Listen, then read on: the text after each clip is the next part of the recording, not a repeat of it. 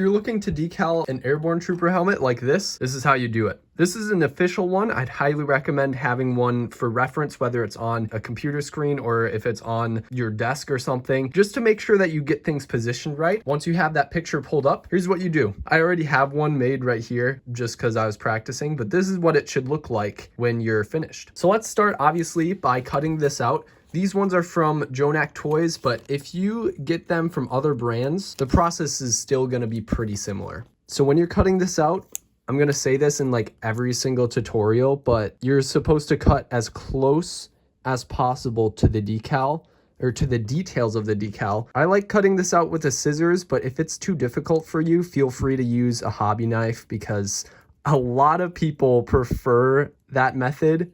And I'm just not one of those people. So we've got it cut out. I've got my water right here. So I'm gonna put these into the water and we gotta let them sit for a while. That's kind of the standard for decaling. You gotta just let them sit in there. Some people say you just gotta let them soak for like a minute or 2 minutes. You don't have to wait that long. As long as it's soaked, it's fine. And maybe give it a little dab in here, you know, get the water really into the decal.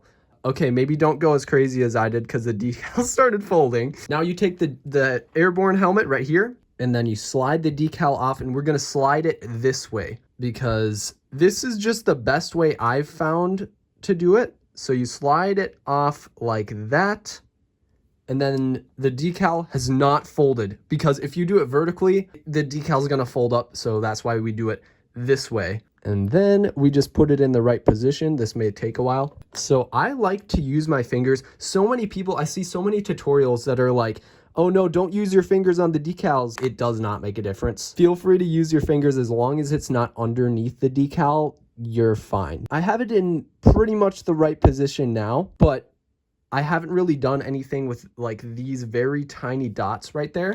I'm not going to do anything until I get everything else in the right place. So I'm going to slam down this. Okay, don't slam it down.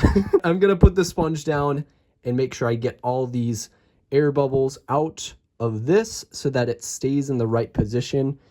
And maybe I might even want to adjust this piece a little bit because as you can see on this Airborne helmet, it isn't like sagging down like this is. Just make sure this top visor part is looking the same as this, because it has the potential to sag down a little bit. So just pay attention to that. But once you have this in the right position, now you can start with putting these little dots in the right place. They look pretty decent right now. You're wanting to put the sponge right in this corner right here. So the sponge, this corner of your sponge right here is gonna go right into that corner right there.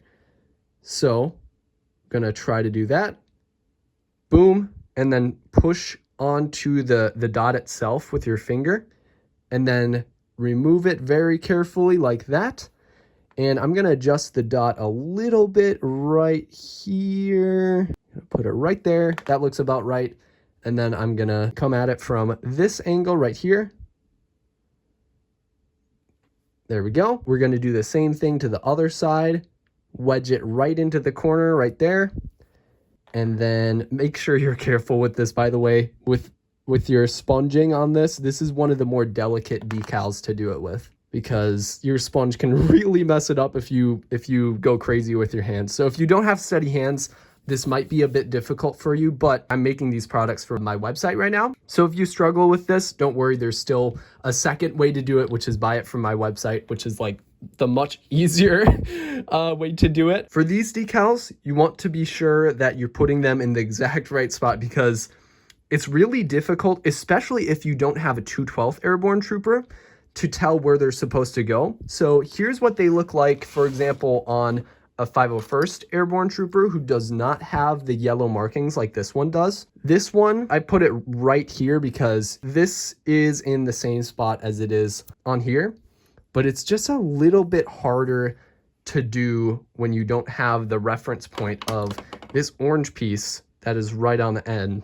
right there. So I'd recommend starting with 212th Airborne Troopers, but if you're not able to do that, that's completely fine. Just make sure that you're being very careful with where you put this piece because it's kind of hard to have a reference point. But it's pretty easy with the 212th Airborne Troopers because you just line it up right about here and then you fold this over like this, and then make sure that it's all the way on the edge of this part. Yeah, I mean, that's pretty much good where it is. Sponge it down like this, and then a little bit on the top. Make sure you're being really careful with your sponge, because if you go too crazy with it, then you could mess up the decal. But looks like that is in a pretty good position. And like I said before, just if you don't have a 212th Airborne Trooper, if you're decaling a different Legion, just make sure that this piece right here is in the relative right position. And it's also worth mentioning that it's at a slight angle right here. It's not exactly perfectly even like this. If these tweezers are this decal right here, it's not like this. It's more a little bit like this. And then we'll do the other side right here. You kind of do it the same way. So sponge it down just like this. Make sure the circles don't move when you're doing this, but if they do move, I mean, you can just move them back kind of like this, because this one did move on me. We'll put it right about there, and then we'll sponge it down again.